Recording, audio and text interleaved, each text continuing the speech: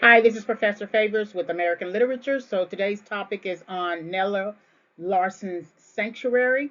And Larsen's work is part of Modernism and add to it Harlem Renaissance. This particular presentation lecture includes scholarly perspectives and MLA formatting examples. So this is American Literature, Nella Larsen's Sanctuary. This lecture is subject to fair use. Nella Larsen, 1891 to 1964. So Nella Larsen is a groundbreaking figure in American history, trained professionally as both a nurse and a librarian. Larsen is the first African American to receive a degree from a School of Library Science in the United States, and the first African American woman to receive a Guggenheim Fellowship. She is also the first African American author to publish a short story titled Sanctuary.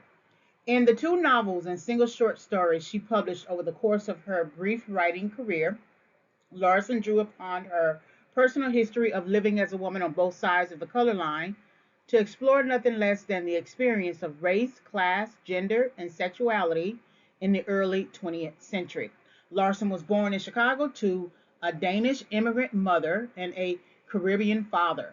After her father abandoned the family, her mother remarried a fellow Dane, leaving Larsen as the only black member of a white household, attending separate schools than her white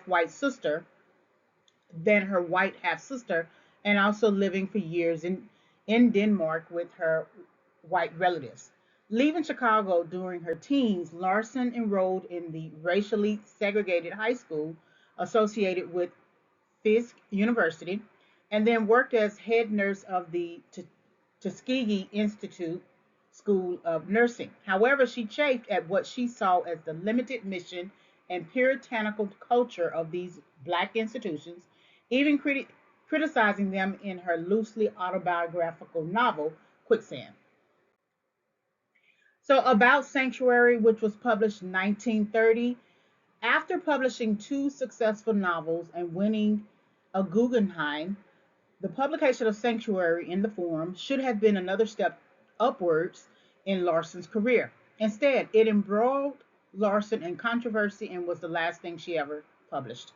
Readers of Larsen's tale pointed out great similarities between it and a story published 8 years earlier by Sheila K. Smith, Mrs. Addis. Both stories have the same plot, similar dialogue, and the same ironic ending. However, K. Smith's story takes place in Sussex, England, and features two white working class characters. Larsen's similarly plotted tale takes place in the American South and features two black working class characters. While both Larsen and the editors of the forum defended the story, Larsen could not find a publisher for the novel she wrote during her Guggenheim Fellowship. She divorced her husband for infidelity in 1933 and returned to her first career of nursing for the remainder of her life. So let's look at the historical implications. Remember, from 19th to 20th century, so we actually do have new. Don't forget that Jim Crow as a character was created in 1828 through Thomas Dartmouth Rice. Andrew Jackson became president in 1829. There was the anti-slavery sentiment, which describes the abolitionist movement, Nat Turner's revolt, slavery debates, Oberlin College uh, enrolling female students, Florida and Texas becoming states, Mexican American War. Then we have the Fugitive Slave Act, Dred Scott v. Sanford decision. Of course, the American Civil War, Emancipation Proclamation, Reconstruction era, assassination of Lincoln, and then all of the different amendments, 13th, 14th, 15th Amendment. The abolitionist movement officially ends in and around 1870. 1865 to 1913 are industrial revolutions, moving from primarily relying on an agricultural economy to now a manufacturing economy. And so 1877, Jim Crow laws are created. So even though Jim Crow as a character was created in 1828. Laws began 1877, which uh, which which enforced racial segregation. We also have the National American Women Suffrage Association in 1890. Along with that was the Separate Car Act, which um, made equal but separate accommodations constitutional. There were challenges to that particular law. So that came with 1896, Plessy v. Ferguson, to determine the constitutionality of racial segregation.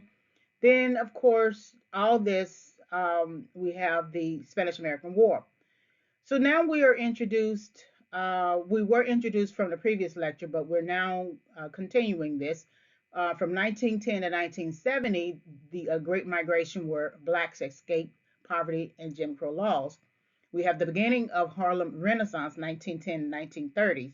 Then we have our world wars. So World War I, 1914 to 1918. Don't forget the 19th Amendment. So here it is in 1920, women's right to vote 2 years after World War One. The Great Depression in 1929. We do reference Harlem Race Riot in this lecture, so that was 1935. So that's going to be after the publication of Sanctuary. World War II, 1939 to 1945. And then, of course, Brown v. Board of Education rules that separate but equal is unconstitutional. So let's review Jim Crow laws, segregation of whites, persons of color, because it sort of defines the purpose behind Great Migration. So again, Jim Crow laws, 1877 to 1950, technically 1954, but it enforced racial segregation between the end of the Reconstruction period to the beginning of the Civil Rights Movement. And don't forget that it was based upon this idea: anyone ascertainable or strongly suspected of Black ancestry, that person would be deemed a person of color. So that meant separation of whites from persons of color in different areas of life, which which prevented contact between blacks and whites. And then Jim Crow laws were codified by the decision with Plessy v. Ferguson that separate but equal doctrine is constitutional. So let's recap Jim Crow timeline. So Thomas Dartmouth Rice creates the minstrel character Jim Crow. 13th Amendment abolishes slavery. Hall v. DeCure rules that states cannot prohibit segregation on carriers. The Supreme Court declares the Civil Rights Act of 1875 unconstitutional. Louisiana Separate Car Act requires equal but separate accommodations. Um, May 18th, U.S. Supreme Court upholds the Separate Car Act in the Plessy v. Ferguson, solidifying the Jim Crow era, which then expands to segregation in schools, businesses, sports, churches, hospitals, all ways of life. And then came along 1954, the Board of Education made separate but equal unconstitutional, which produced many more um, statutes. So Congress passed the Civil Rights Act, Voting Rights Act, Fair Housing Act, Loving v. Virginia, and these advances ended the Jim Crow era. So let's recap: Introduction to Modernism, Reinventing the World. So your historical drivers: World War One was the biggest driver for modernism. It is considered the Great War. World War One was a European conflict with Great Britain, France, Russia, Italy, Allied forces, and then Germany, Austria, Hungary, and the Ottoman Empire, Central Powers. And it was considered the first global war and first fully industrialized war. So within that war, um, there were shelling, machine guns, mustard gas, advanced weaponry. And then tensions rose when Adolf Hitler came to power, so that sparked the World War II, and the United States was forced to enter World War II because of Japan's attack on Pearl Harbor. The Second World War resulted in American growth, immigration, industrialization, technological developments. And then that revolution gave rise to factories moving the country from agricultural to industrial base. The invention of the automobile and the assembly line in the early 1920s created an industry, spurred investments into infrastructure, and made personal travel available. And then the Great Depression happened, 1929, which was the result of a market collapse, creating an economic downturn in which banks shut down, workers became unemployed, and droughts led to becoming homeless looking for work. So then we needed presidential intervention after that Great Depression, which was 1932. Roosevelt ushered in the New Deal, creating the Works Progress Administration, which used federal funds to put people to work, building America's infrastructure and providing employment. It addressed poverty in the American South. Although these funds did address poverty, people began moving from agricultural areas into cities, marking the period um, as the Great Migration, in which Black Americans left the South to escape poverty and Jim Crow laws. They moved to cities such as Chicago, Detroit, Cleveland, Philadelphia, New York, and this served as a major population shift in American history, resulting in cultural cross pollination, cultural revolutions, and the Harlem Renaissance. So there are some literary considerations that you need to be aware of. So modernism is a catch-all for global movement. Again, always remember that literary writers always respond to whatever is going on at that time. And so at this time, they were responding to the wars of the period. And this is when they felt that writers felt betrayed by the United States. They questioned the truths of the past, the status quo. They were highly disaffected. And then there are different types of literary styles and genres. So, in referencing poetry, high modernism and low modernism. High modernism focused on the formal, examining how much America has changed and shifted and become fragmented and disjointed. And then low modernism experimented with form. Prose, both fiction and nonfiction, focus on writers challenging form, style, and content. These writers tended to be explicit in their political critiques. The Great Depression gave rise to communism, while the women's suffrage movement spurred early feminism. And then there was the dissemination of paperback books and magazines meant that writers were reaching a wider audience. So let's bring in the Harlem Renaissance, the beginnings, branches, and Black Pride.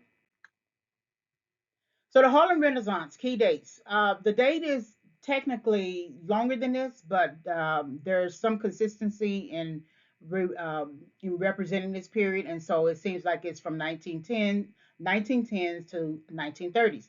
And so the Great Migration of African American populations, about 30,000, migrated from the south to the north.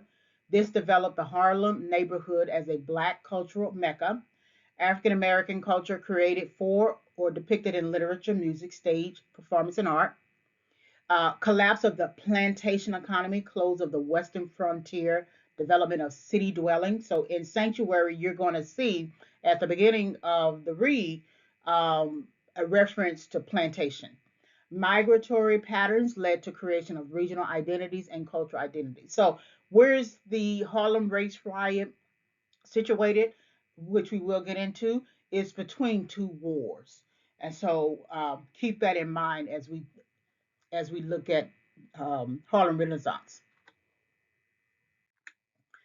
So Harlem Renaissance from unity to disunity. So Harlem Renaissance is really divided by two branches: the first branch and the second branch. So the first branch focused primarily on idealized principles of American democracy. It was European focused. It celebrated the achievement of African Americans. Key figures were County Cullen and Jesse Redmond Fawcett, who were highly and traditionally educated. They descended from the English literary tradition of the 18th and 19th centuries. So when we finished the American Civil War, you found literary writers trying to, sort of distance themselves from the previous literary traditions of the British and the English, and they began to write from an American lens.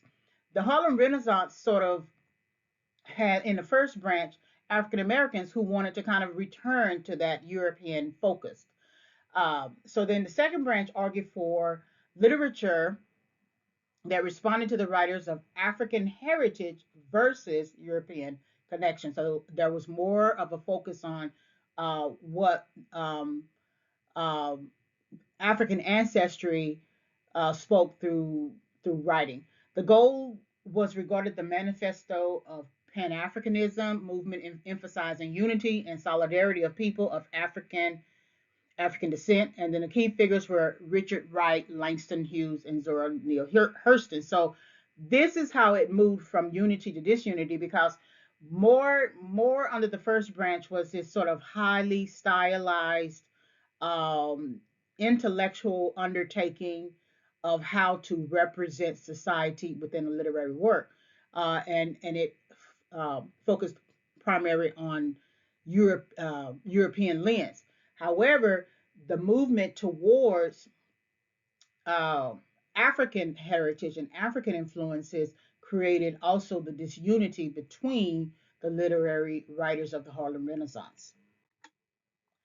So, Black Pride movement and literary consideration. So, the goal was need to get credit. Black Americans need to get the credit they deserve for cultural areas of life. So, we have poetry, Claude McKay's collection of Harlem Shadows, which details the experiences of Black prostitutes in the U.S., a novel, Jean Toomer's Cane, um, explores origins and experiences of African Americans in the U.S. Fiction, James Weldon Johnson's The Autobiography of an Ex-Colored Man, details experiences of a young biracial man living in the post-Reconstruction era. A novel, again, Jesse Redmond Fawcett's There Is Confusion, that explores Black Americans finding a cultural identity in white dominated Manhattan. And then, of course, poetry, County Cullen's Color, which was the first published book of poetry. And it details childhood experiences of racism. Cullen received also a Guggenheim Fellowship for his poetry.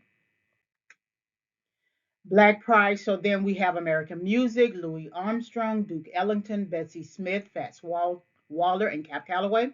The Cotton Club, white people created a separate establishment to experience Black culture without socializing with African Americans. The community disagreed with this club, but some believe that it was a way for Black culture to move toward acceptance, mainly social acceptance. Remember the separate car, the Plessy v. Ferguson, with the separate car accommodations, separate but equal accommodations, suggested that Black folks do not have legal inferiority, they have social inferiority. And so here it is, you have Black people, African Americans, wanting to receive acceptance from a larger or, or from the status quo. And so they co signed, in a sense, this type of club, Cotton Club, which is, really offensive too at the same time. Paul Robeson, actor, singer, writer, activist. Josephine Baker, Black musical review performer, French. Aaron Douglas, visual Black artist, the father of Black American art. Marcus Garvey, Black nationalist of the Pan Africanism movement, published Negro World. He had a shipping company, created trade between Africans in America, the Caribbean, South, and Central America, Canada, and Africa. And then we have the Harlem Race Riot, which was the death knell for the Harlem Renaissance, which set the stage for the Civil Rights Movement. So let's look at racial tensions. So the Harlem Renaissance racial tensions. There's a context here: Harlem Race Riot, March 19th, and then don't forget the historical context. So this race riot happens at a time where we have left one war. We are now experiencing the Great Depression, and then we're about to enter another war. And so for the Harlem Race Riot, it is based upon a teenager who stole a penknife from a store. And the riot is fueled by economic hardship, racial injustice, community mistrust of the police, and that it is also considered the first modern American race riot. So let's look at the backstory.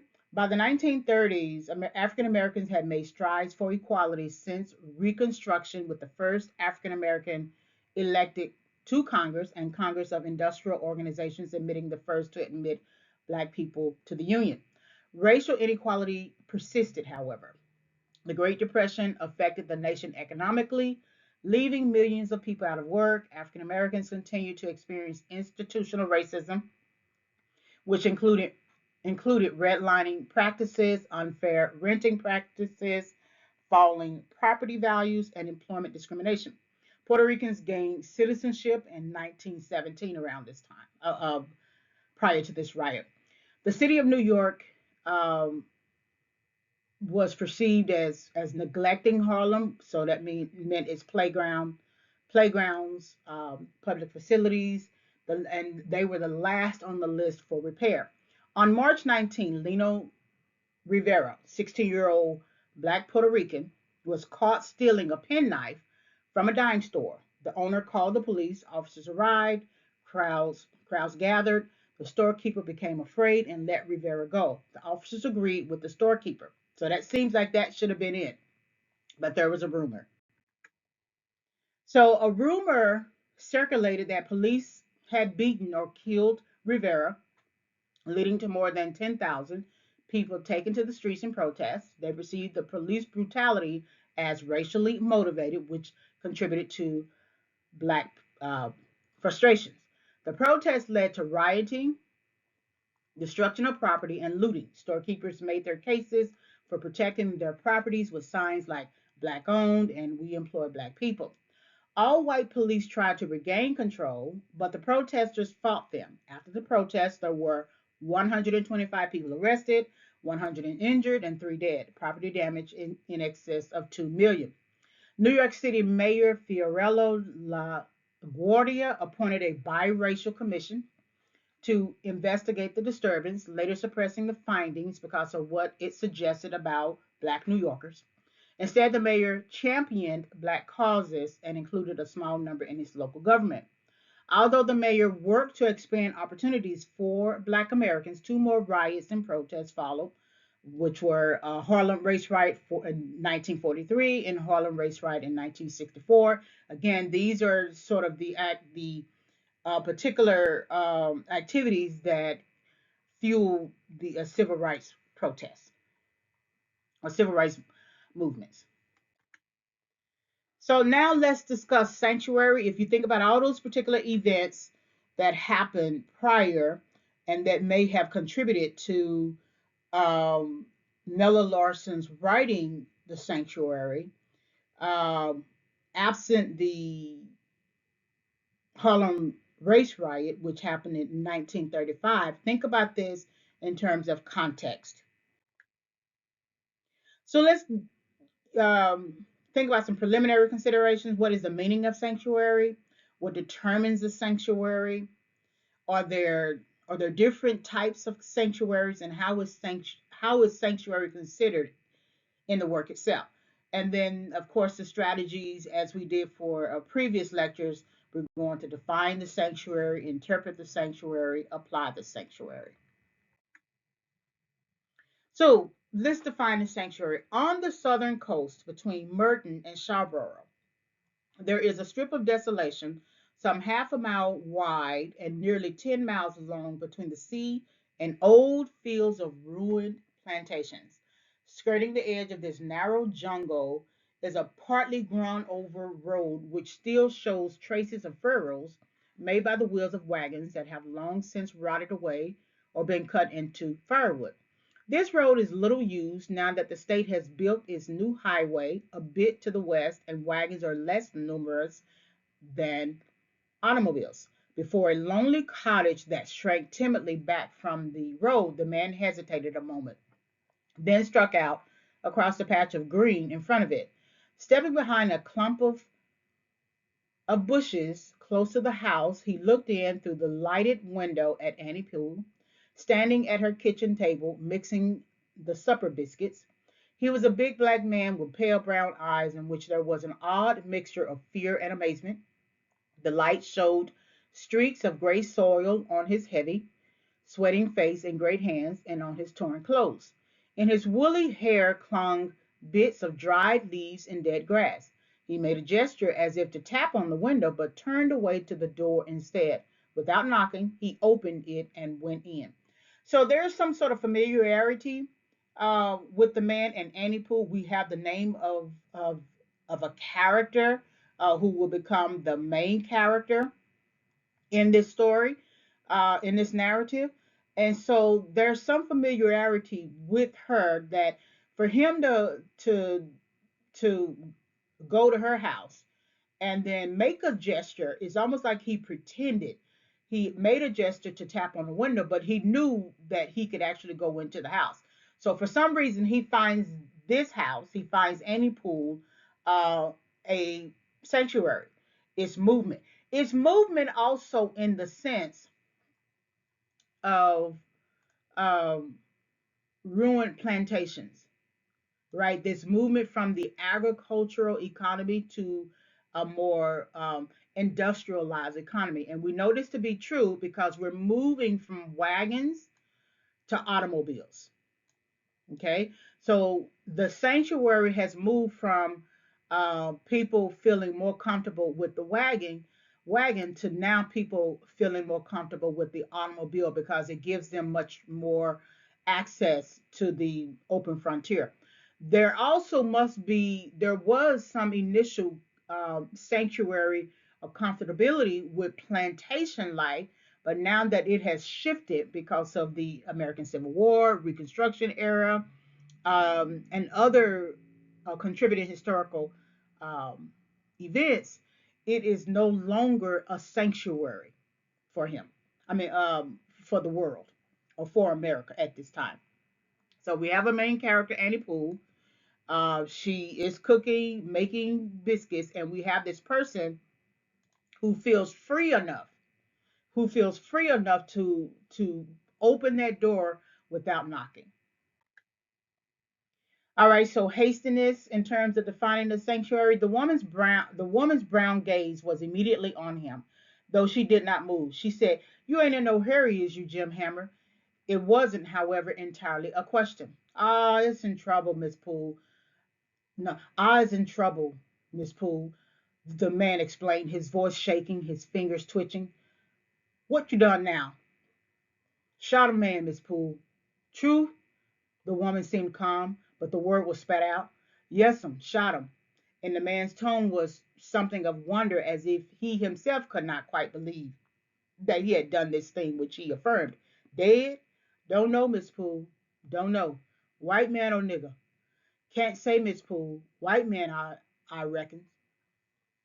The thing about if he's running away, he's going to run to a place where he feels comfortable to tell this story.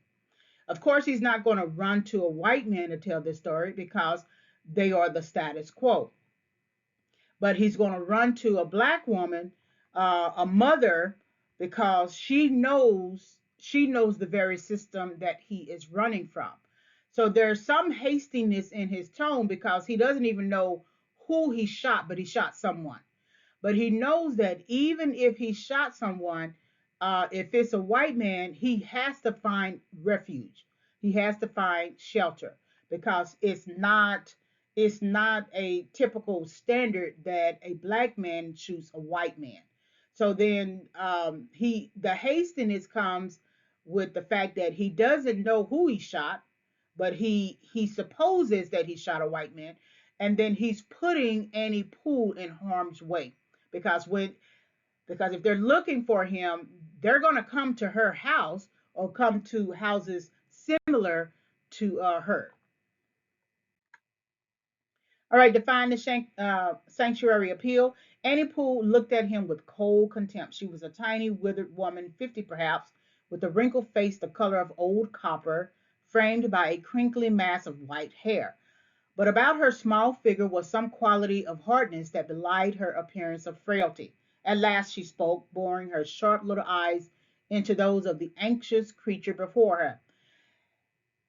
Ain't what you're looking for me to do, and what you're looking for me to do about it. Just let me stop till they's gone by. Hide me till they pass. Reckon they ain't far off now. His begging voice changed to a frightened whimper. For the Lord's sake, Miss Pooh, let me stop. And why, the woman inquired caustically, should she run the dangerous risk of hiding him? Obadiah, he let me stop if he was home, if he was to home, the man whined. So the man is a whiner. This could be um, Nella Larsen's perception of him, or he could be just this type of person who whines. And he's appealing to her sense of motherhood because Obadiah is her husband, is her son. And so this whine here is his sanctuary. He knows that he could change his voice into a frightened whimper and continue to beg her, tearing down her emotional defenses, and then appeal to her one more time using her own son. Whining for him is a sanctuary. It's a type of sanctuary for him. He knows, because to me, for a person to whine like this as an adult, they've been doing this for a while. They didn't come up with this idea of whining. It's like a toddler. They that toddler will fall out on the floor until you pick the toddler up. And so this whining here is, of course, Nella Larsen's writing, but there's something about this whining here that has a twinge of criticism, that the author is criticizing um, Jim Hammer, putting this old woman, 50 perhaps, putting this old woman, 50 perhaps, with wrinkled face the color of old copper, in harm's way. Defining sanctuary racial expectations. So Annie Pooh sighed, yes, she admitted slowly, reluctantly. I expect he would. Obadiah, he's too good to you all no count trash. Her slight shoulders lifted in a hopeless shrug. Yes, I reckon he do it. Him special seeing how he allowed such a heap of store by you. Can't see what for myself. I sure don't see nothing in you but a heap of dirt. But a look of irony, of cunning, of complicity passed over her face. She went on, still sittering and all, how Obadiah is right on you, and how white folks is white folks. I'm gonna hide you this one time. White folks is white folks. Is sort of like a social perception or a racial. It could be racially perceived, but it could also be socially perceived that as blacks within the South, they understand the exchange or dynamic between themselves and whites. And so white folks being white folks is just essentially white folks are going to do what white folks do. And so if white folks found out that a black man shot another white man, they're going to do what white folks do. And that usually includes some sort of retaliation.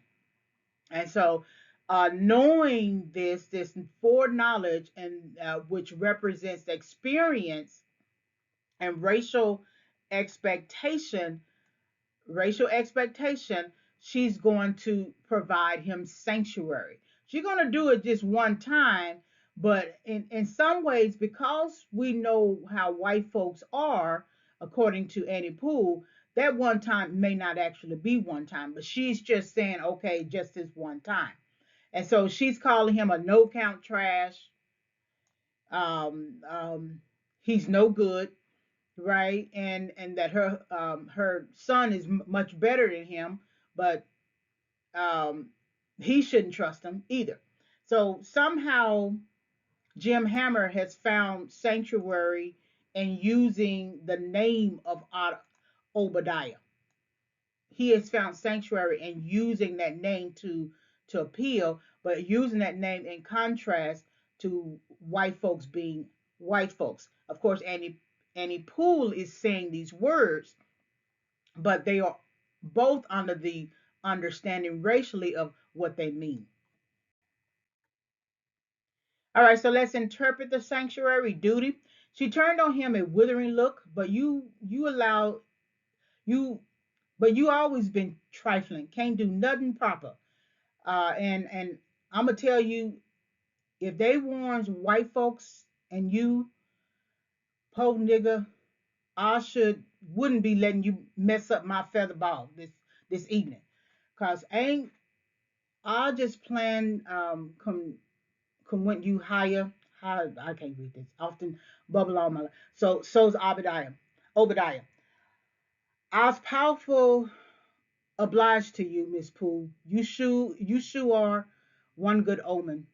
The Lord's most suddenly. Annie Poole cut him off. This ain't no time for you, kin and fiddle and roll. I does my duty, and I sees shout no thanks from you. If the Lord had give you a white face instead of that old dear black face, I should would turn you out. Now hush your mouth and get yourself in, and don't get moving and scrunching under those covers and get yourself caught in my house. Caught in my house. So the sanctuary is a duty. It's her duty to help him. That means it's a racial duty to help him. And so now he's performing when she tries to keep her distance by the way she talks to him, but then he tries to be thankful and grateful, but he's really not that. He's performing here. I'm obliged to you. You sure are a good omen, uh, most certainly. But she knows who he is. That's why she cut him off.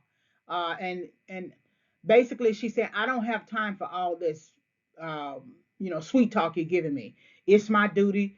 Um, no thanks to you. But there is a condition.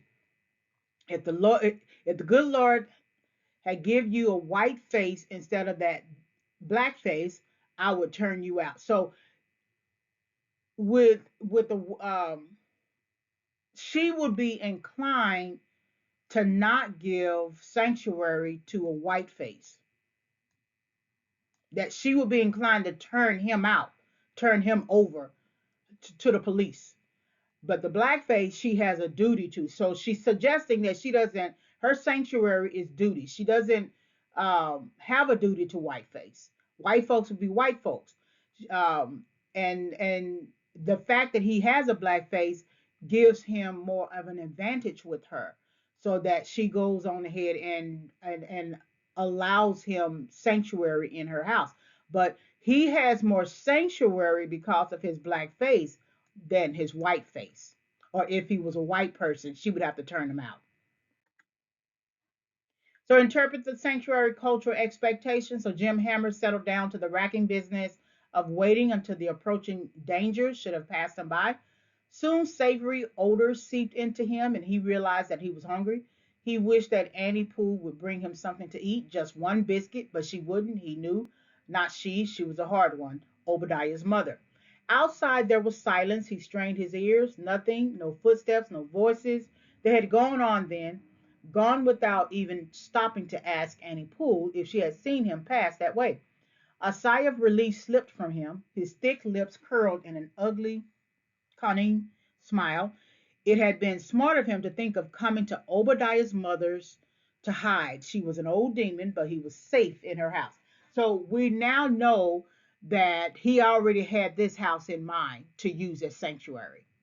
And he already knew, in a cultural sense, that he could use his house because it's Obadiah's mother's house. And so this is sort of, in my mind, premeditated. I don't know if the killing of someone is premeditated. His killing of someone is premeditated, but knowing where he could go in terms of the sanctuary that he can go to, that was premeditated. He knew that he could come to this house to hide. Uh, that's regardless of her being an old demon. He knew that he would be safe in her house. Interpret the sanctuary cowardice. There was a to-do, Annie, Bill Lowndes explained gently at the garage uh, back over the factory. Fellow trying to steal tires. Obadiah heard a noise and ran out with two or three others. Scared the rascal all right. Fired off his gun and run. We'll allow it to be Jim Hammer. Picked up his cap back there. Never was no count thieving and sly, but we'll get him, Annie. We'll get him. The man huddled in the feather bed prayed silently. Oh Lord, I didn't do it. I didn't go to do it. Not Obadiah, Lord. You knows that. You knows it. And into his frenzied brain came the thought that it would be better for him to get up and go out to them before Annie Poole gave him away. For he was lost now. With all his great strength, he tried to get himself out of the bed, but he couldn't. He is a coward. He's a coward. He's already killed somebody, but he's also the type of person who won't take responsibility.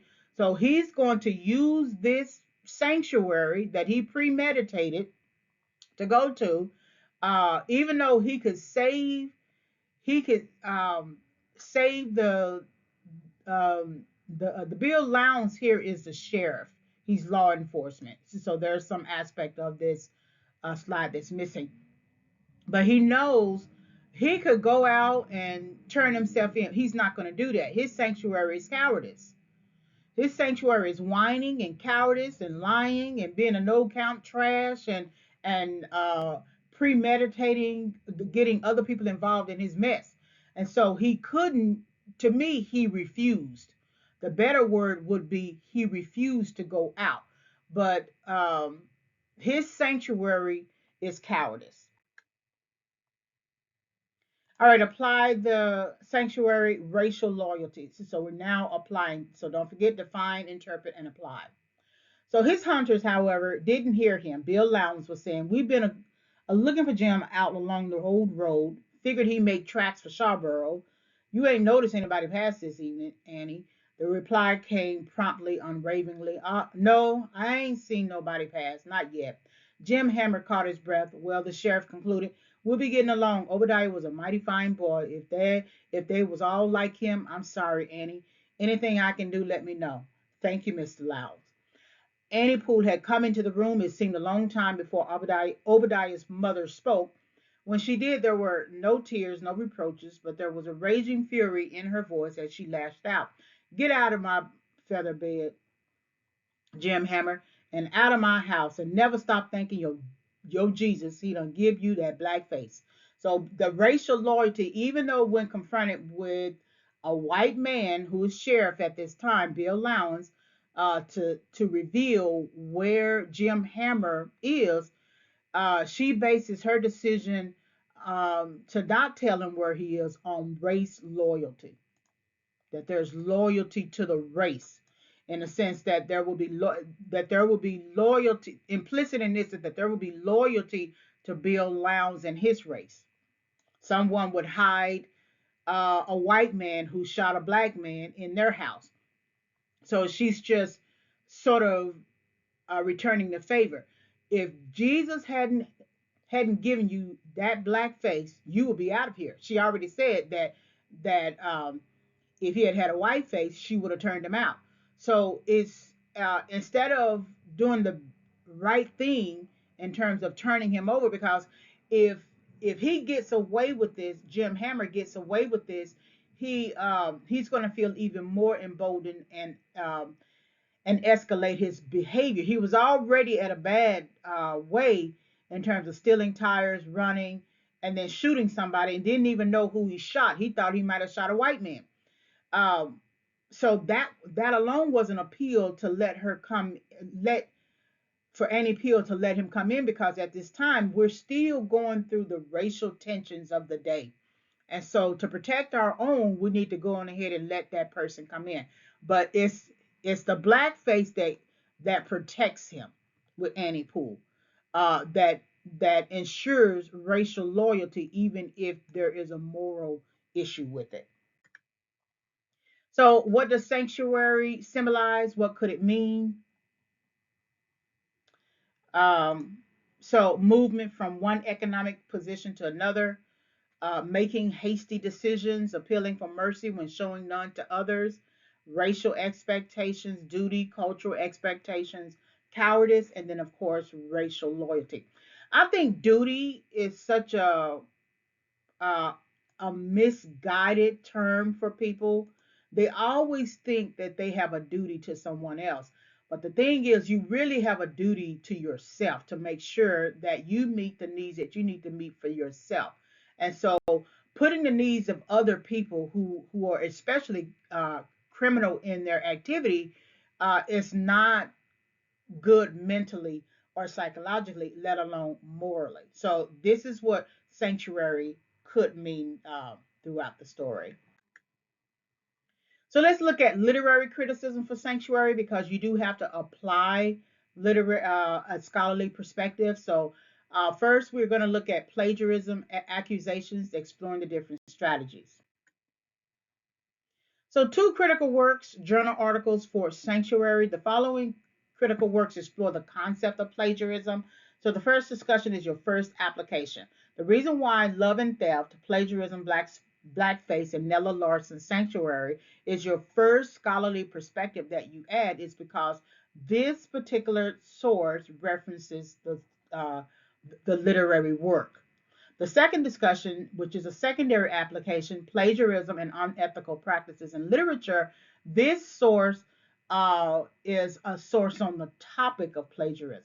So you don't apply it you don't apply it to Nella Larsen's work before you apply the first source that actually references plagiarism. One is a support for the other. All right, so let's look at love and theft first. Understanding intertextuality, Barbara Hochman's critiques. So let's define intertextuality. It is defined as the relationship between texts, especially literary ones. It is the act of one text referencing, quoting, and or alluding to another text. It reveals interconnectedness between texts, how meaning in one text is shaped or influenced by its relationship with other texts. All right, so let's look at an example of um, how intertextuality is applied. So let's introduce the source.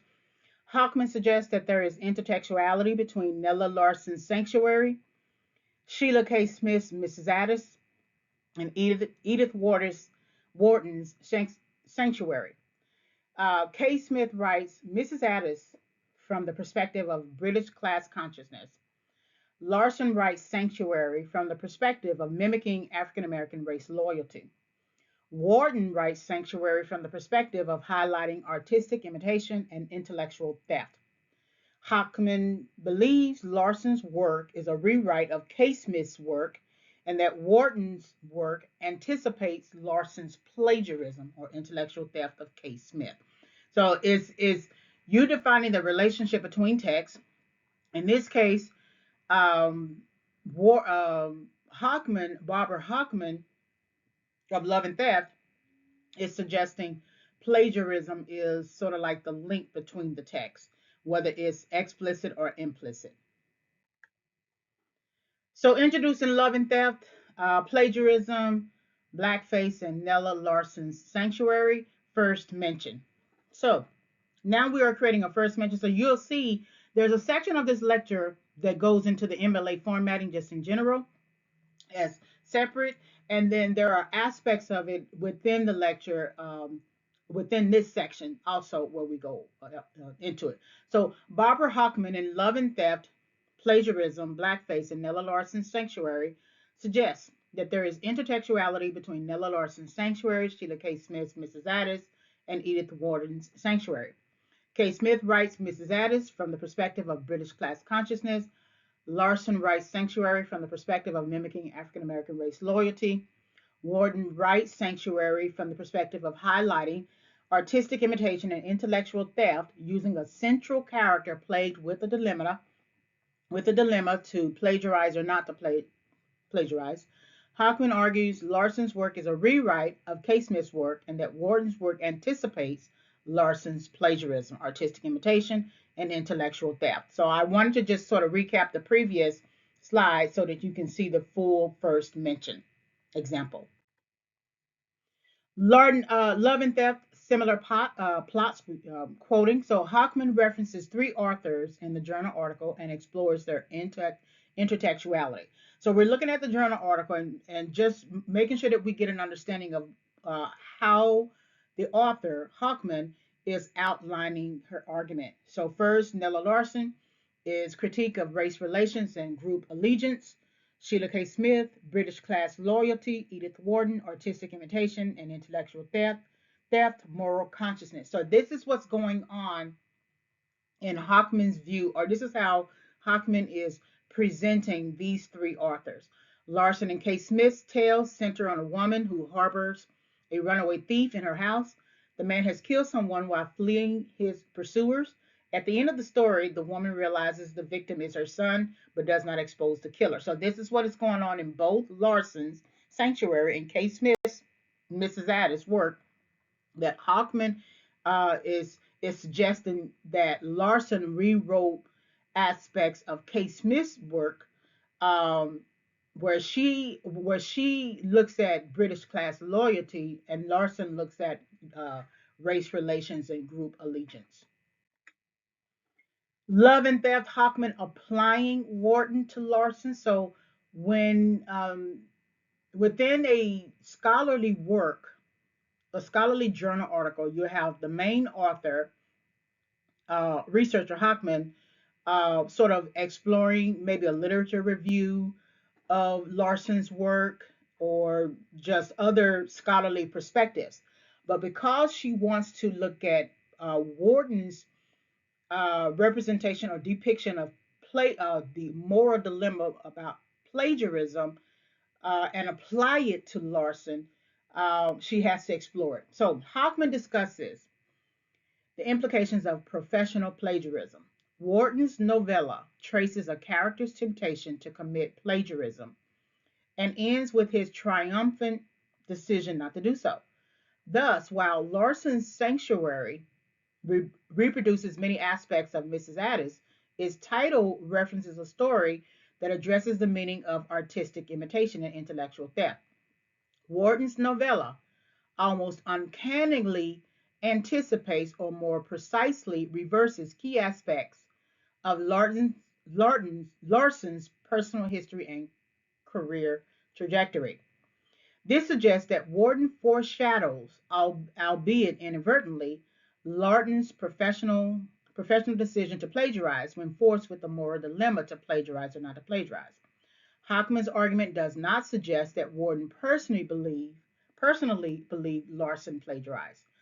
Although Wharton doesn't directly address Larsen's work in her book, Hockman sees Wharton's novella as a revealing gloss on Larsen's Sanctuary, not only because Wharton's plot centers on plagiarism, but because it affirms the importance of talent, persistence, and strength of character in becoming a successful professional.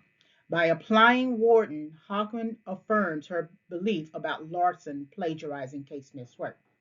So the follow-up statement, the follow-up statement is here. This suggests that Wharton foreshadows, albeit inadvertently, all the way down to here. And then there is another follow-up statement. It's important to do follow-up statements after quoting.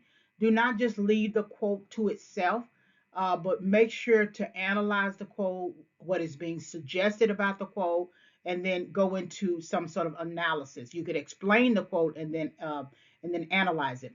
And then if you're going to incorporate another quote, as we see here, don't forget to follow it up. So Hockman applying Wharton, Hockman is trying to give her assessment of Larsen's work as being a rewrite of Sheila K. Smith's work, um, some kind of merit. If she can apply Warden, whose work is about intellectual theft, to Larsen's rewrite or reworking of Sheila K. Smith's work, then she has a a substantial argument for accusing Larsen of plagiarizing Sheila K. work or Mrs. Addison. Okay, so that's her way of applying. Don't forget, know the difference between when Hockman is speaking, she's discussing the implications of professional plagiarism, and then she goes into how a summary of Warden's novella tracing a character's temptation to commit plagiarism and ends with a triumphant decision not to do so. This is still her summarizing Warden, but it's still Warden's work. Um, and then when she's trying to apply Warden to Larsen, here where she says or writes, Warden's novella almost uncannily anticipates key aspects of Larsen's personal history and career trajectory. I think Warden's work was published in 1903, if I have that right, and um, um, Larsen's work was published, I think, 1929 or 1930, something like that. And so she's suggesting that Warden had some sort of foreshadowing insight into Larsen's work that she was going to plagiarize Sheila K. Smith. That she's giving Warden more credence and more merit about being sort of like this foreshadowing figure of who's going to plagiarize and who's not going to plagiarize. So that's Hockman applying Warden to Larsen. All right, love and theft, class consciousness and irony, quoting, and then your follow-up statement. So Hockman comparing Wharton and Larsen. All right, when Wharton struck out for herself as a writer, she refused the conventional script according to which a woman derives legitimacy and personal identity by virtue of being first a respectable man's daughter, then a wife and mother. So that's her assessment of Wharton. Hockman's assessment of Wharton. And then in Larsen's case, the liability of gender was compounded by her mixed race origins, working class background, and possible birth out of wedlock. By 1930, she understood that literacy, artistic talent, and determination would not enable her to rise above her origins as Wharton did. So even in just presenting Larsen, she can't really present Larsen without bringing in Wharton. Warden is one type of writer, Larsen is another type of writer, but she wants to compare the two because she has a different agenda. So Hockman's criticism, using blackface strategies of mimicry and mockery, Larsen's last story subtly but caustically ironizes the values endorsed by Wharton's novella and K. Smith's tale. And so here is your follow-up statement. Hockman continues to affirm her belief that Larsen plagiarized K. Smith's work and uses both the class backgrounds of Warden and K. Smith to explore Larsen's moral dilemma. Warden is a white woman uh, from a background where she actually had an in-house library. K. Smith is a white woman, but she's British, and so she is connecting. Even though she gives race here, mixed race origins, it's more along the lines of connecting their class backgrounds. Really, this is really about class more than it is about race. All right, Love and Theft, Hockman's assessment of Larsen. So now we're going to learn about indirect citation. We're quoting and we're still, we need to reference sources that we did not read. So when you quote from a source that references sources for which you did not read, you must tell the reader that you did not read that source by using quoted in, qtd.in, before the citation. Here is an example of source material. Quotation marks have not been applied, so this is on purpose. So in Sanctuary, Larsen abandons her former focus on articulate, educated, mixed race characters to depict Black failure, dialect, and violence in the rural South. Recent scholars have suggested that this shift of style and subject matter signals Larsen's alliance with Harlem Renaissance representations of the folk and implies an affirmation of race solidarity. So Halkman is quoting or referencing a source that she got this information from. Holer, 2006, on these pages, and Godfrey, 2013, on these pages.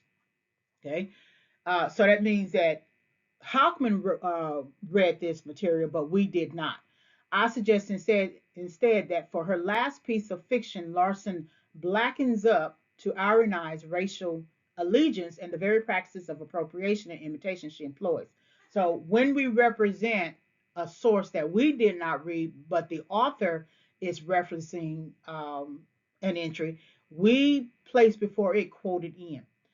The Hawkman's assessment of Larsen is very critical in a sense that why does she depart from the articulate, educated, mixed race characters um, that Larsen created for Quicksand and Passing to now depicting Black failure and dialect and violence in the rural South?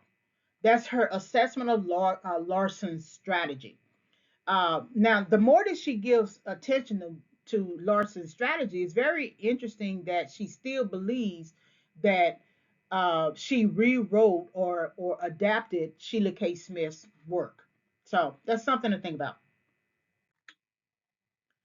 Love and Theft, Hockman's assessment of Larsen. So we're now looking at how to quote the quoting aspect, how to double versus single quotation marks. So when something already has quotation marks around it in the work, and then when you want to quote, the information that's in double quotation marks in the original will become single quotation marks. So apply double quotation marks to quote and single quotation marks around material quoted, the author is quoting, to show the reader when you're quoting and when you're quoting what the author is quoting. So here's the original. In Sanctuary, Larsen abandons her former focus on articulate, educated, mixed race characters to depict Black failure, dialect, and violence in the rural South. Recent scholars have suggested that this shift of style and subject matter signals Larsen's alliance with Harlem Renaissance representations of the folk and implies an affirmation of race solidarity. I suggest instead that for her last piece of fiction, Larsen blackens up to ironize racial allegiance and the very practices of appropriation and imitation she employs. So the original work here that you see here has double quotation marks. Okay, the double quotation marks. Okay, and I'm not quoting here. I have not added any quotation marks myself, and there are double quotation marks for blackens up. Okay, let's see if there are any other. Okay, when we decide we want to quote, however, we have to add double quotation marks as you see here. Okay, these are double quotation marks as you see here. Get that out. Okay, try this.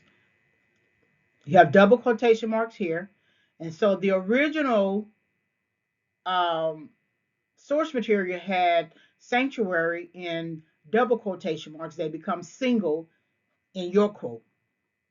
Okay, don't forget the indirect citation quoted in, and then blackens up, which was originally double quotation marks, would be treated as single, and then don't forget the name of the author and the page number you get the information from. So when we begin the line with the name of the author, we just need the page number. But if we do not reference the author's name when we introduce a quote or anywhere within this information here, this quoted information here, then we add the name of the author here, Hockman 511. And so don't forget the end quotation marks as well. Love and Theft, three narratives plus Hockman's criticism. So Larsen's Sanctuary is in many ways a straightforward rewrite of K. Smith's text. Both tales center on a woman who harbors a runaway thief in her house. The man has killed someone while fleeing his pursuers. At the end of the story, the woman realizes that the victim is her son, but she does not expose the killer. So this is Hockman's way of presenting both texts and suggesting that Larden has rewritten K. Smith's text. The above quote is a separate activity, but the following combines 2 pages. Note the use of ellipses in quoted here. And so we quoted here and we're still quoting now. So in Wharton's Sanctuary, Dick Payton is tempted to submit someone else's work to an architectural competition. His impulse to plagiarize is presented as part of his biological makeup, the result of inherited tendencies, bequeathed to him by his morally dubious father. In the novella's denouement, the aesthetic and ethical commitments of a devoted mother prevent Dick from committing his crime. Annie Poole, the mother in Larsen's story, has raised her son to be upright, generous, and industrious, but she cannot save him from a violent end. Larsen reworks K. Smith's story to expose group solidarity as a pitiful substitute for autonomy, not only a weak fallback position, but segregation another um, in another guise. The interesting thing about using segregation um, as a way to criticize Annie Poole's Annie Poole's decision to be race loyal is ironic because segregation, separate but equal accommodations, Jim Crow laws were still um, in effect. So why criticize something that she has to maintain anyway?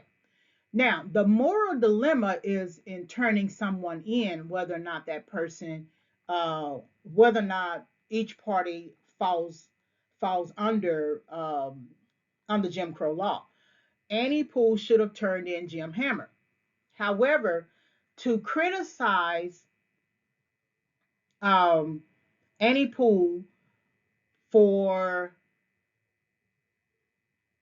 being race loyal in a era where anybody who was perceived as killing a white man or doing something to a white person could be hanged or shot or arrested is sort of a little bit biased. Segregation worked more for white people than it did for black people. Black people had to be segregated, so they couldn't go into the white cars, but white people could still go into the cars where black people were. So it's not to me, it's not segregation in another guise because that's what was going on at that time.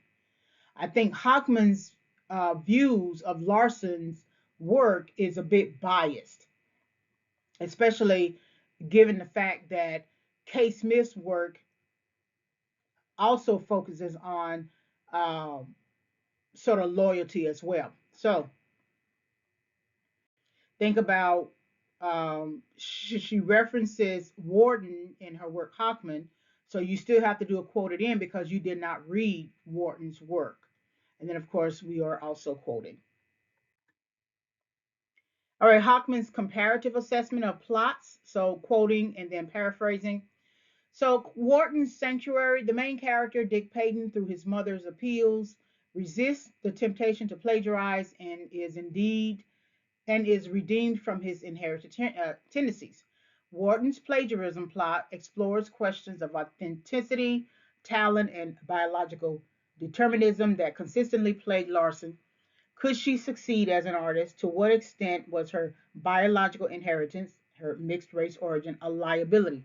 Larsen was preoccupied with doubts about her authenticity and originality being relegated to merely imitating white practices.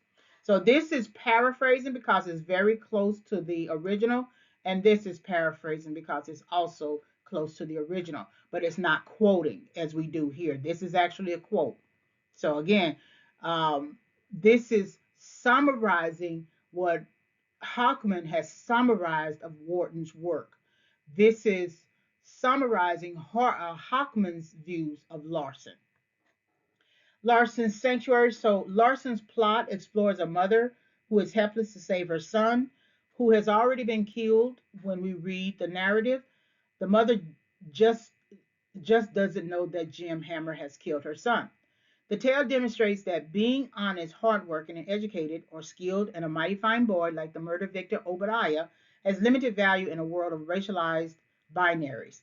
Signifying on Wharton's sanctuary, Larsen exposes the limits of the moral and aesthetic values that Wharton novella affirms. I kind of think that comparing these two plots between Wharton's sanctuary and Larsen's sanctuary is a bit imbalanced.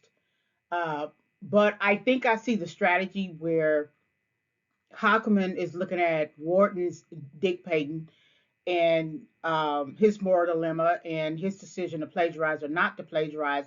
And when he doesn't plagiarize, it benefits him. And there's this focus on authenticity and talent, biological determinism. However, Obadiah is a mighty fine boy, and he becomes a murder victim. But there isn't a discussion about how there isn't a true discussion about his authenticity. Uh, mighty fine boy can be just a perception. His mother calls him a mighty fine boy, right? Or the law enforcement calls him a mighty fine boy. But that doesn't necessarily suggest that both these works, just because Larsen decided to name her work, her short story, Sanctuary, and just because Warden's book is a novella is Sanctuary, doesn't mean that Larsen is guilty of plagiarism just because Wharton's plot is about plagiarism. It's about moral dilemma. So if you focus more so on the moral dilemma, then you can see the mother or Dick Payton and Annie Poole and Jim Hammer faced with a moral dilemma. But to focus on this aspect of plagiarism and suggest that because Larsen names her short story Sanctuary, and it must have been because she wanted to copy Wharton's Sanctuary, um, and the plot or whatever is implied because she decided to copy, use the title Sanctuary. She's suggesting that Wharton ideal about plagiarism as a plot within her work is some sort of foreshadowing of Larsen uh, plagiarizing Sheila K. Smith's work. I don't think these two plots work, but they're just kind of interesting for right now. Love and Theft, Hockman's bases for Larsen's doubts. So in Sanctuary, Larsen departs, and we're paraphrasing. In Sanctuary, Larsen departs from previous strategies that presented characters as articulate and educated to representing characters as examples of Black failure using dialect and Southern violence. So anytime you have work that's kind of close to the original that the author is writing, you always it's either a direct quoting activity or you add a citation for a paraphrase. Larson uses sanctuary to blacken up racial allegiance by utilizing a form of minstrelsy in which characters reflect an imitation of blackface. Larson initially began her career as a nurse and then became the first African American to earn a library school diploma. During her time working at the Harlem Library branch, she decided to become a professional author, hoping that in becoming an author, she could move out of her current racially marginalized position and family background and move into artistic production. Larson's background is available online. We can find information about it. However, the choice of words here come from Hockman. uh, what she particularly calls attention to. And since you can find some aspect of this paraphrase in her work, we need to add a citation at the end. Other than that, it's fine. So this is Hockman's bases for Larsen's doubts. Larsen wanted to become. She was a librarian, nurse, and she wanted to become an author. And she is situated during the Harlem Renaissance. What I think with some people is when they decide to shift careers, I think it has a lot to do with wanting to be accepted, wanting to be noticed, wanting to come to the forefront, wanting to seek something where, in her case, that she's not perceived as the African American in the group. She joins Harlem Renaissance and becomes a writer, wanting to become a professional author, so that she can be accepted without necessarily having to call attention to uh, her cultural ethnic ancestry, right? And so this is what Hockman is saying about Larsen, that she shifts from the way that she normally presented characters in two of her novels, Quicksand and Passing, to now uh, focusing on something that is completely different for her, especially in terms of the use of dialect. If you're not necessarily used to that type of dialect, her mother was a Danish mother, her father was Caribbean. So and she was exposed to different cultures and ancestries. So the southern world, the southern area is not something that she would normally be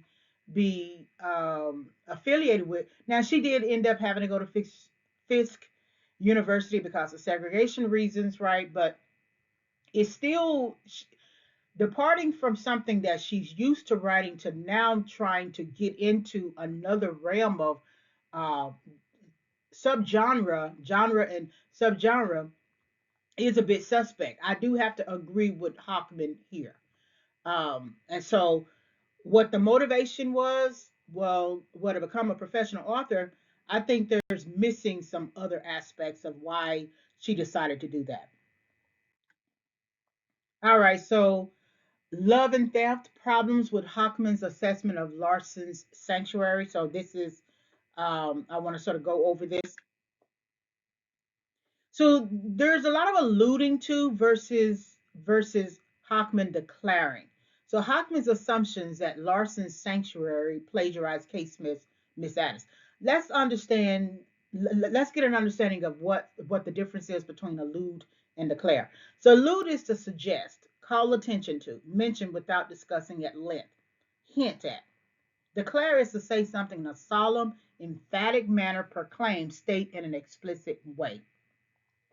So, as Thomas Malon notes, adapting a source without directly alluding to it has been the sine qua non in definitions of plagiarism since Samuel Johnson.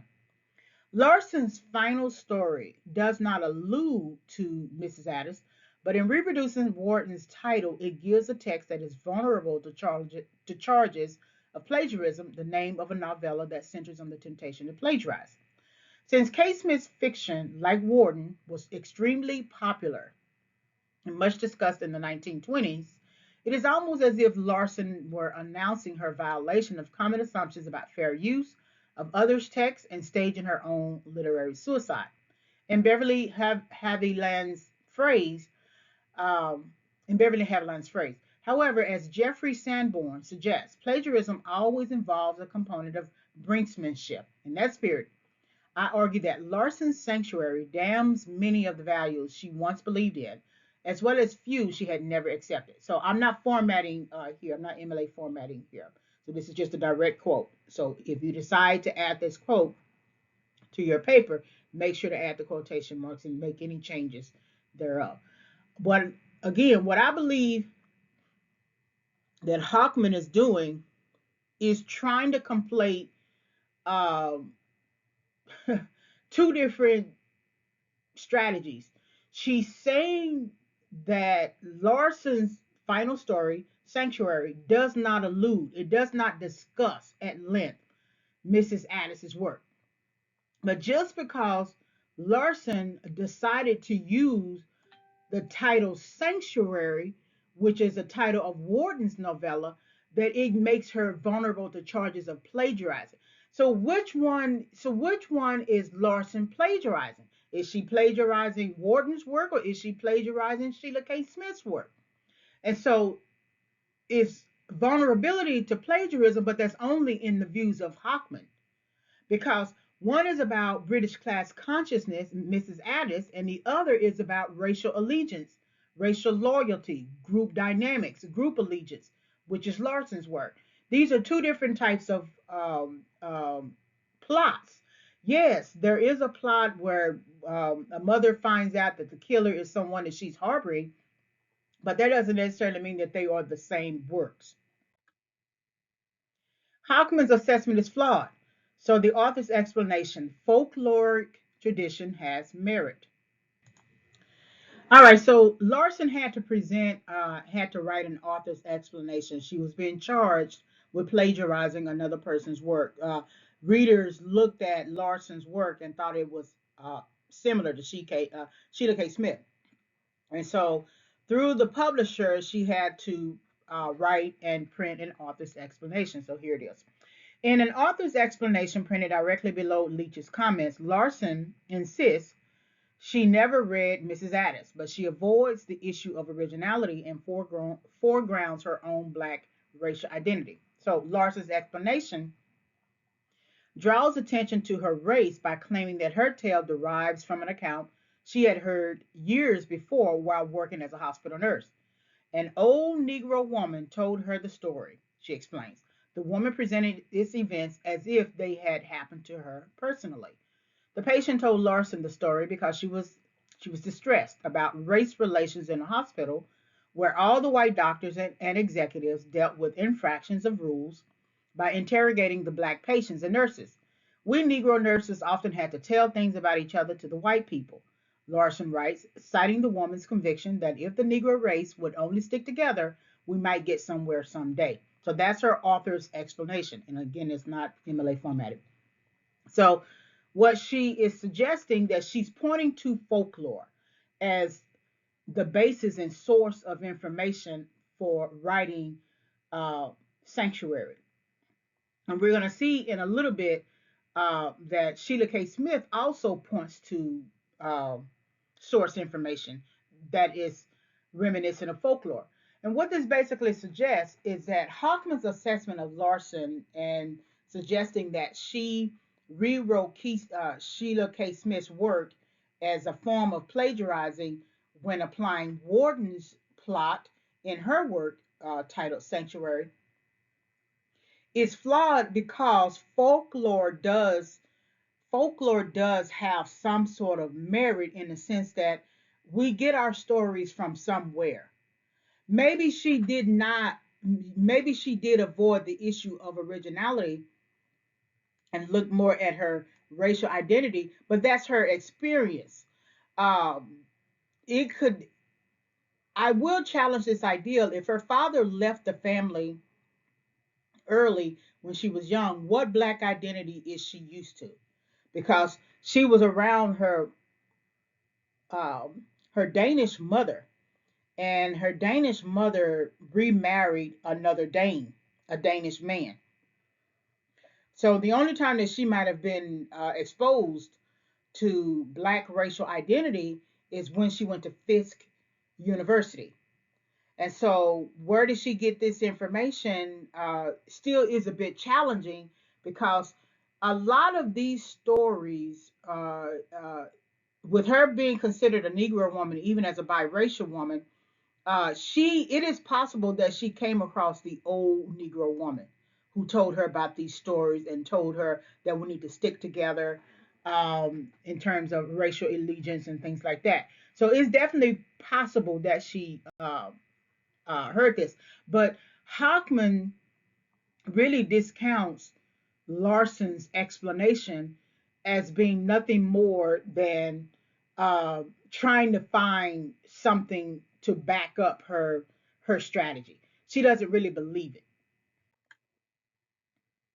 Hockman's assessment is not balanced. So Sheila K. Smith's source of inspiration for Mrs. Addis. This reading gained support from Sheila K. Smith's memoir, All the Books of My Life, where she acknowledges her own source for Mrs. Addis. It is to St. Francis I owe the substance of a most successful short story, In the Spirit of St. Francis de Sales by John Pierre Camus. The saint tells how a mother whose son had been murdered stretched Christian charity and forgiveness to the point of sheltering his unwitting murderer. In his case, the setting was Italian, but its transfer to the Kent and Sussex borders is about the only change I made. St. Francis' tale bears no trace of the group loyalty issue. In this version of the story, the young man's death is the unforeseen result of a mad prank, not a robbery.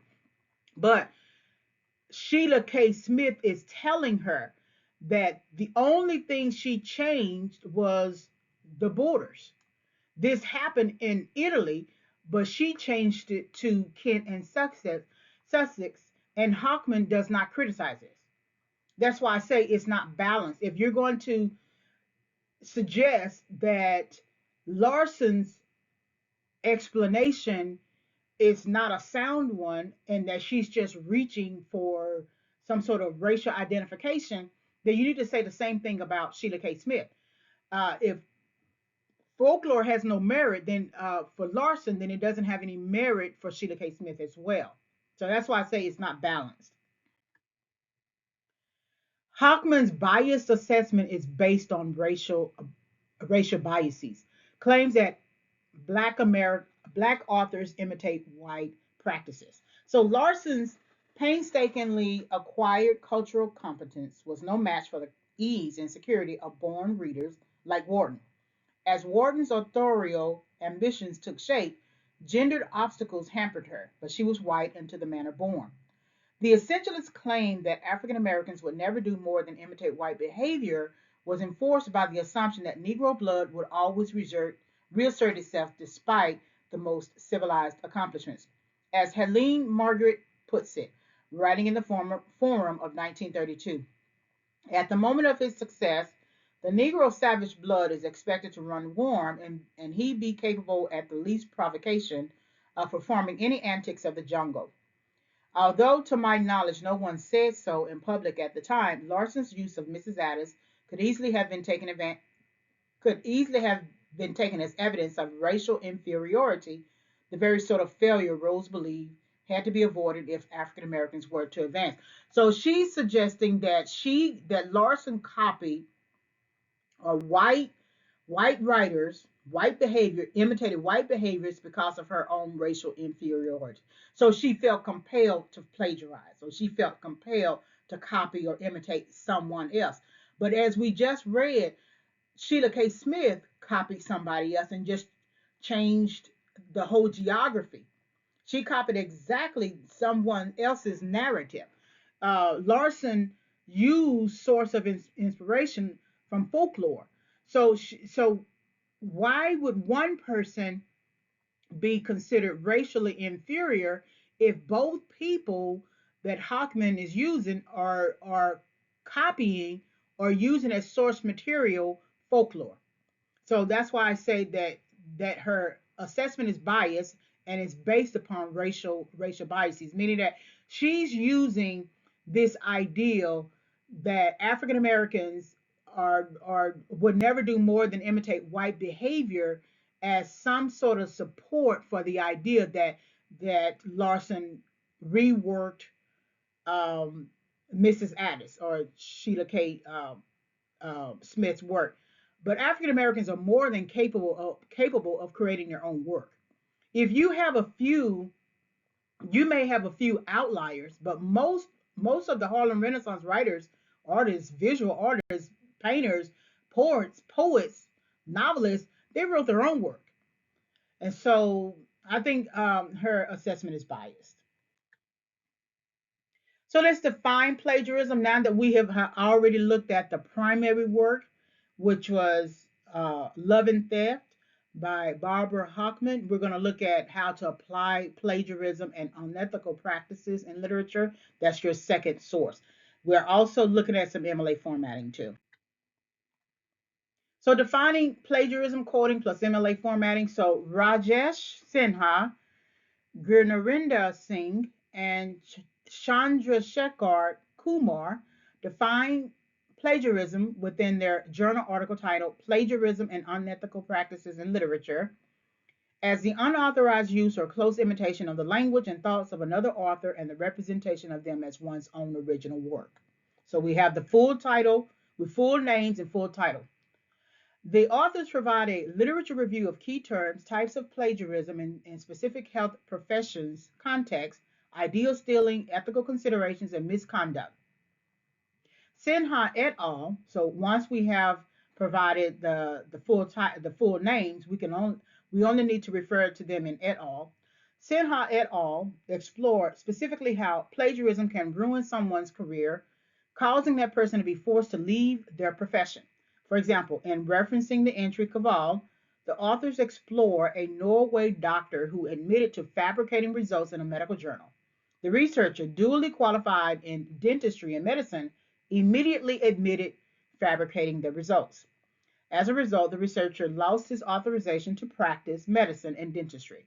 The authors suggest that more attention should be given to the peer review process. So this is basically introducing this source, just giving a rundown. It's about 5-6 pages or so, and so figuring out which one of the entries.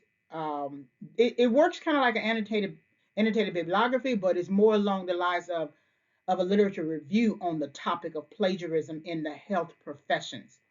And so one of the entries is on Conval.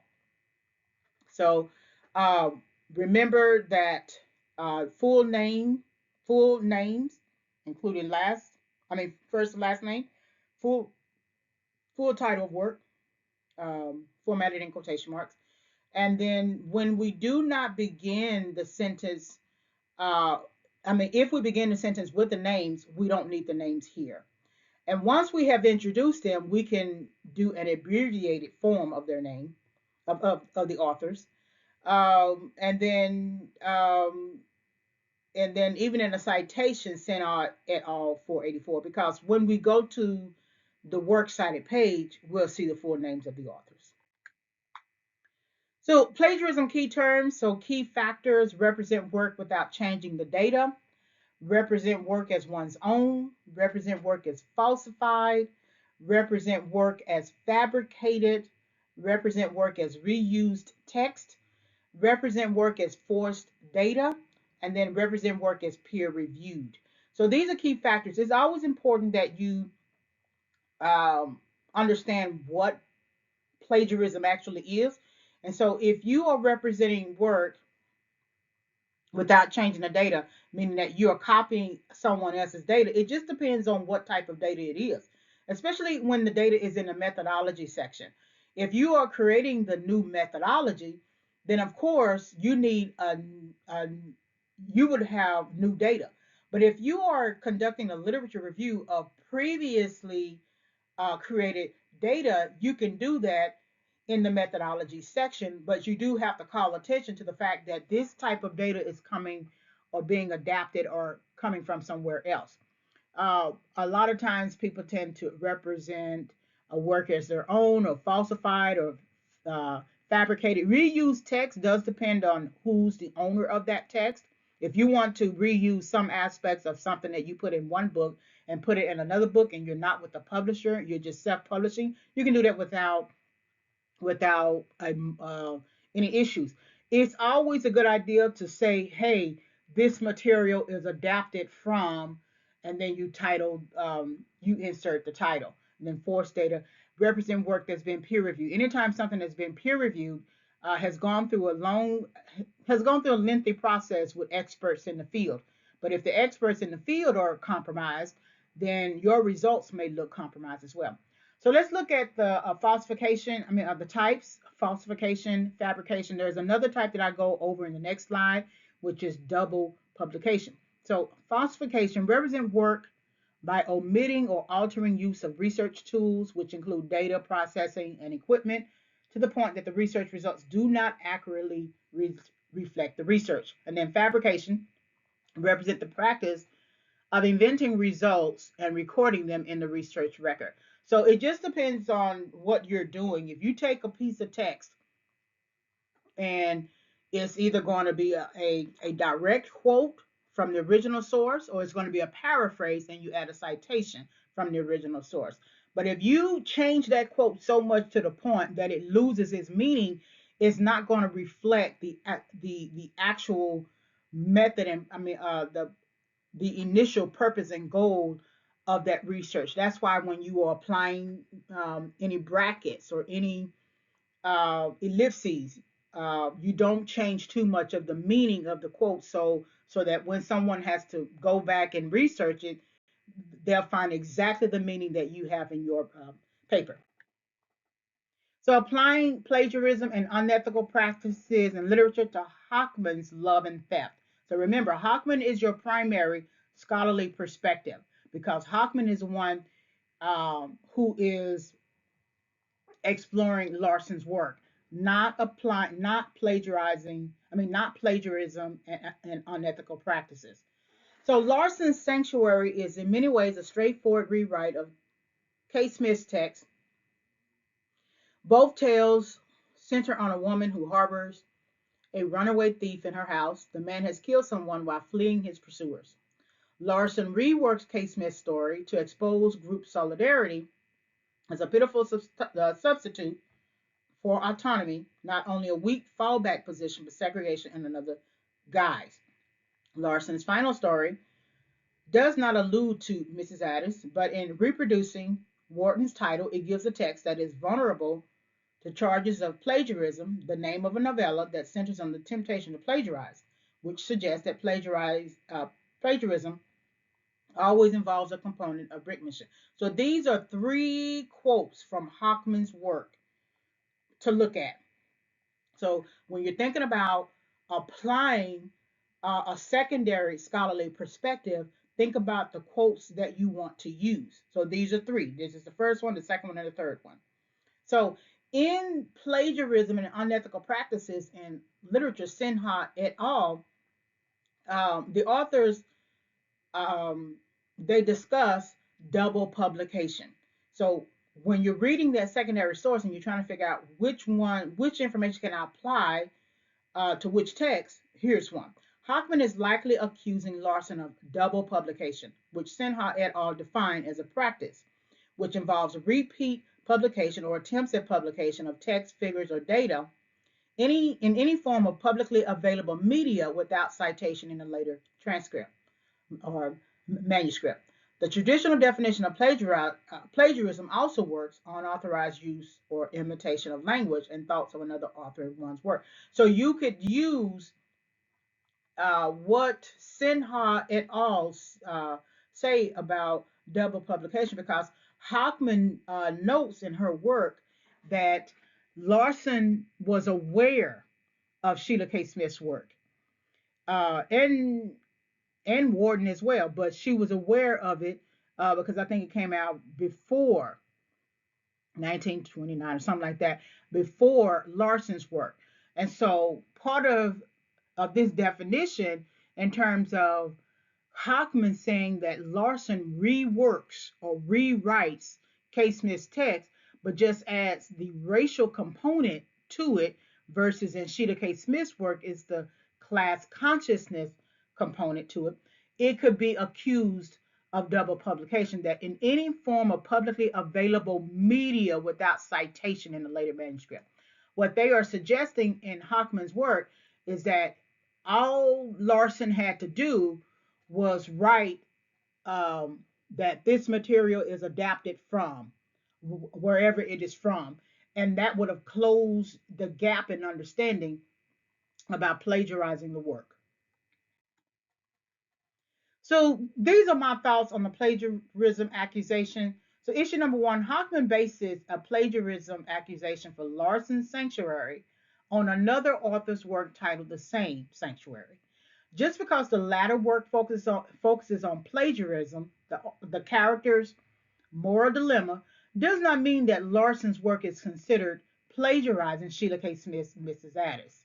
That's my issue.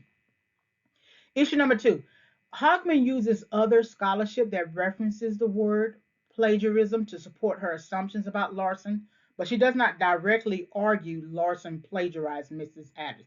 So she does this sort of roundabout way of accusing Larsen of plagiarizing using the words rework and rewrite, but she doesn't use the word plagiarize. What she does is she uses scholarship that discusses plagiarism and applies it within her argument to suggest that Larsen plagiarized Mrs. Addis.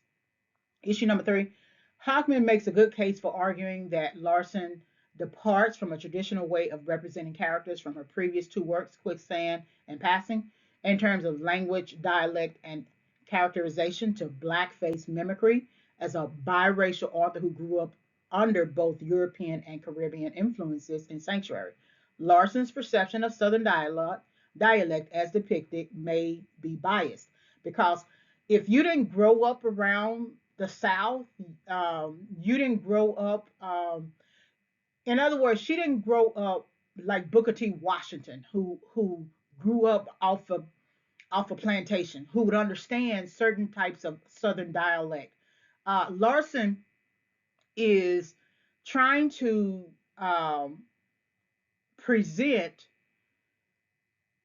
as if the experiences you read in Sanctuary are connected to her own upbringing.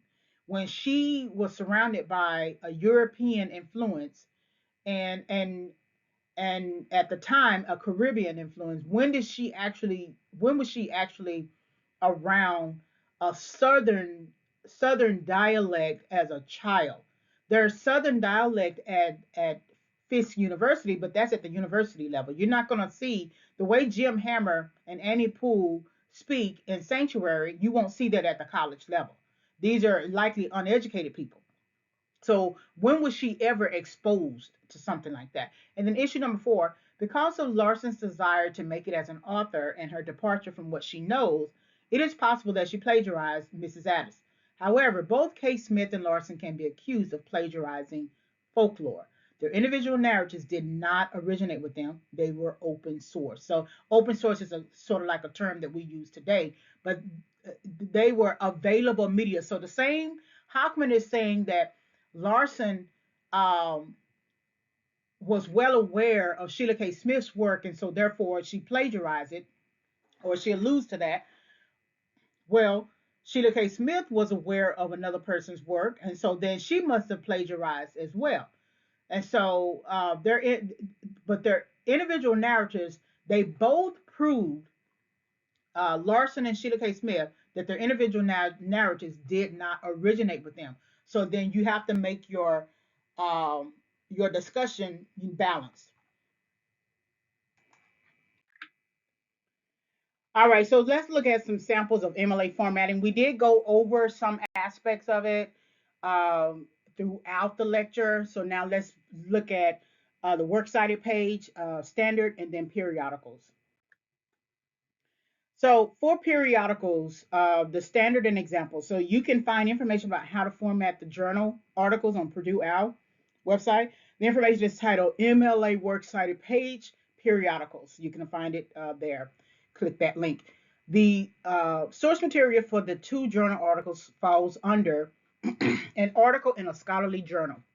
Here's the standard format. So you have the author's names, title of article formatted in quotation marks, the title of the journal, volume, issue, year, and then pages. So this is an example. Let's look at the two journal articles that you have to use in your paper. So Hockman, Barbara, title of work is Love and Theft, Plagiarism, Blackface, and Nella Larsen Sanctuary. It was published in American Literature, that's a journal, volume 88, number 3, 2016, and it is housed on pages 509 to 540. Senha Rahash, Singh Gurnarinda, and then the conjunction and. So uh, last name, comma, first name. If you have two or more authors, and then when you get to the very last author's name, it's first name, last name. And then title of work is Plagiarism and Unethical Practices in Literature. It was published in Indian Journal of Ophthalmology, and it's not on the first page. It's going to be somewhat on the second or third page. That title. Volume 57, number 6, 2009, and is housed pages 481 to 485. So these are your two journal articles. Same information in terms of standard and example. Larsen's work is a bit tricky because if you look at the source material I provided, you'll see Forum towards the end of the page. So Forum was like a magazine or something, but it also could be considered a journal. So Larsen, Nella Sanctuary, uh, which is a shorter work published in Forum, volume 83, 1930, pages 15 to 18. That's why I say volume 83 could be a reference to magazine or journal article. And then note, it is also possible to format Larsen's work as an ebook since it is available online. You may also include the link to the article and the date you access the literary work. So usually MLA format will have you to provide the link and the date that you access something. So that's your electronic source material for the works cited page. And so these are the works consulted. Um, this is Introduction to Modernism, Nella Larsen's Sanctuary, Harlem Renaissance in two places, Harlem Race Riot. And then the journal article is only available as a PDF in the classroom. It's not available. It's one of those purchased items, or with me being a faculty member, I only have access to it. And so when you upload it, it's uploaded in the classroom, and so you should be able to have access to it. Then the journal article, plagiarism and unethical practices. So don't forget Jim Crow, Britannica Jim Crow information, Jim Crow laws, Spanish American War, glossary of literary terms, point of view, entry for Plessy v. Ferguson, Separate Car Act, Emancipation Proclamation, and then the causes and effects of the American Civil War. All right, so here, Nella Larsen resources. There is a Britannica entry, Nella Larsen, American author. Bibliography, there are a lot of bibliography works on Nella Larsen. So there's a JSTOR, which requires a subscription. And then there's Oxford bibliographies, what you can get some information about, and then but it's going to be restricted after a certain time. Then you have primary and secondary works. This is a site that I think that has a lot more information. And then there's a biography, which is usually in the form of a library guide. So these are Nella Larsen um, resources. All right, this is the end of the lecture. Thank you very much for listening.